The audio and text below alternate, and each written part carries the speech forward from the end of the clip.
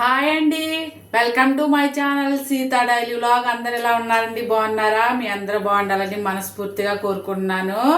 ఈరోజు నేను చాలా సంతోషంగా ఉన్నానండి. ఇల్లు పిల్లలే నా ప్రపంచం అనమాట. నాకు ఫ్రెండ్స్ ఎవరు లేరు, నేను ఒక్కదాన్ని అనమాట. ఇన్నాళ్ళకి నేను కూడా యూట్యూబ్లో ఒకదాన్ని అయ్యాను. అలాగే 500 మంది కుటుంబాల్లో నేను ఒకదాన్ని అయ్యాను అనమాట. నాకు చాలా సంతోషంగా ఉందండి. ఇవాళ నాకు 500 సబ్స్క్రైబర్స్ వచ్చారు. చాలా సంతోషంగా ఉంది. నా సబ్స్క్రైబర్ అందరికీ చాలా థ్యాంక్ యూ అండి. నన్ను మీ కుటుంబంలో ఒకదాన్ని చేసుకున్నందుకు నాకు చాలా సంతోషంగా ఉందండి. ఇప్పుడు ఇంతున్న నా కుటుంబం ఇంత పెద్దగా అవ్వాలని మీరందరూ ఆశీర్వదించి నన్ను ముందుకు నడిపించాలని మనస్ఫూర్తిగా కోరుకుంటున్నాను. అలాగే నా వీడియో చూస్తున్న అందరికీ కూడా చాలా థ్యాంక్ యూ అండి. నా సబ్స్క్రైబర్కి ఇంకోసారి థ్యాంక్ యూ వెరీ మచ్ అండి. ఈరోజు నేను క్యాబేజీ రైస్ చేస్తున్నా. క్యాబేజీ కట్ చేసుకుందామే. క్యాబేజీని కట్ చేసుకుందాం. సరే, క్యాబేజీ కట్ చేశానండి. అలాగే దానిలోకి ఒక టమాటా చిన్న కట్ చేశాను. అలాగే ఒక ఉల్లిపాయ, 2 పచ్చిమిరపకాయలు కట్ చేశాను. అన్నం వండుతున్నానండి. మామూలు రైస్తోనే చేస్తున్నాను. అన్నం ఉడికేలోపు మనం క్యాబేజీని కొంచెం ఫ్రై చేసుకుందాం. స్టవ్ వెలిగించి ఒక కంచుడు పెట్టండి. దీనిలో ఒక స్పూను పెద్దదే నూనె వేస్తున్నా. నూనె వేడాక ఒక 1/2 స్పూను ఆవాల జీలకర్ర, సారీ అండి, ఓన్లీ జీలకర్ర వేసాను. అలాగే కట్ చేసి పెట్టుకున్న ఒక ఉల్లిపాయ, 2 పచ్చిమిరకాయలు 2 వేసానండి. ఒక ఉల్లిపాయ వేసాను, మీడియం సైజు. ఇప్పుడు ఉల్లిపాయ మంచిగా ఫ్రై చేసుకున్నా.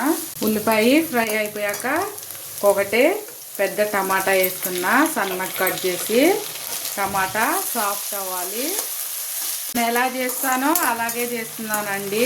క్యాబేజీ రైస్ ఒక 1/2 స్పూను అల్లం వెల్లుల్లి పేస్టు మంచిగా పచ్చివాసన పోవాలి.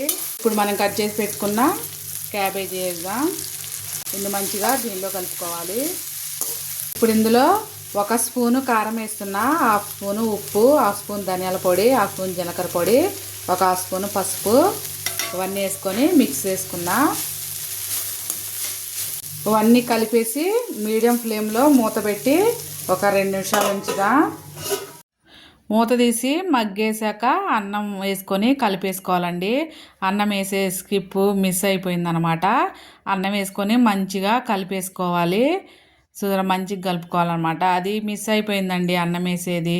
అందుకే మళ్ళీ ఇది చెప్తున్నా అనమాట. అన్నం వేసుకొని మంచిగా కలుపుకోవాలి, అంతా కలిసేలాగా. అంతే, రెడీ అయింది. సర్వ్ చేసుకుందాం. అయిపోయింది. లాస్ట్లో కొంచెం సన్నగా తరిగిన కొత్తిమీర. ఇవాళకి నా వీడియో ఇంతేనండి. నా వీడియో నచ్చితే ప్లీజ్ ఒక లైక్ చేయండి.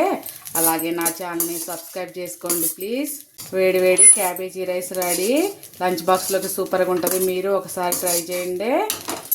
స్టవ్ ఆపేసి సర్వ్ చేద్దాం. వేడివేడిగా క్యాబేజీ రైస్ రెడీ. మీద కొంచెం కొత్తిమీర వేసుకుంటే చాలా బాగుంటుంది.